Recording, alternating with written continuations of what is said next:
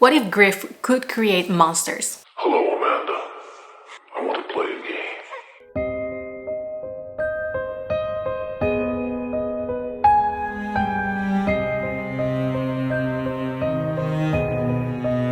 Hey horrifics, welcome back to my channel. My name is Amanda. Today I am reviewing Return to Silent Hill. This is the third film in the Silent Hill franchise. Directed by Christophe Gans, this is the adaptation of the video game Silent Hill 2 that arrives to theaters this Friday, January 23rd. This review is going to be completely spoiler-free and comes from the perspective of someone who hasn't played the game. So what I did, as I always do, is that once I finished watching the movie is when I did my research. I watched a gameplay and I read as much as I could find about the game and know a little bit more about it.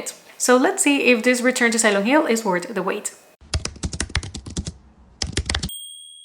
Return to Silent Hill follows James after receiving a mysterious letter from his lost love. He is drawn to Silent Hill, a once familiar town now consumed by darkness. At its core, the story is about grief, guilt, and obsession. James' journey through Silent Hill feels less like a mission and more like a psychological descent.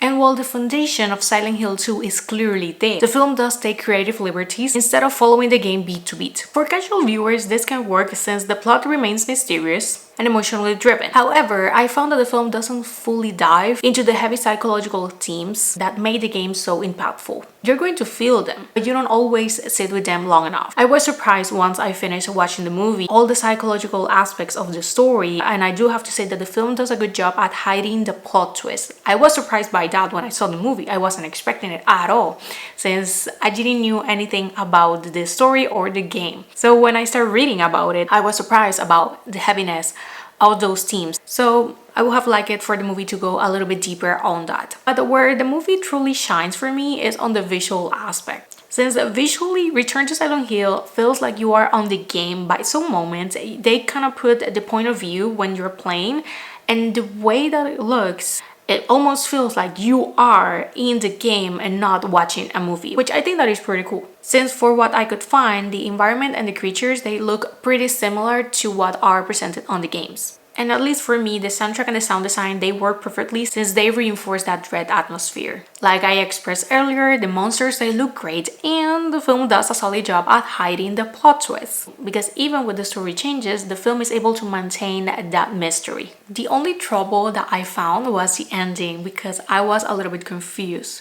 When I finished the movie, I couldn't fully understand what was happening, but then I read that the video game has different endings, and I was like, oh, okay, so this makes more sense. And I could see that they indeed took elements of those endings and they put them together.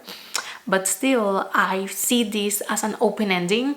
So for me, at least, it wasn't fully clear since they mixed elements from different endings, because if they went with only one, it would have been a little bit easier for me to understand, but I wasn't able to fully grasp if I was missing something, or if that was the whole point of it, to just leave it as open and for the viewer to interpret what was happening. So I am waiting for more people to watch this movie to see if I was missing something. But on my interpretation, this is an open ending, but I cannot say what I understood of this ending because that is going to be a spoiler. When the credits start to roll, I was like, oh, so what did I miss? So yeah, I am still a little bit confused by the ending.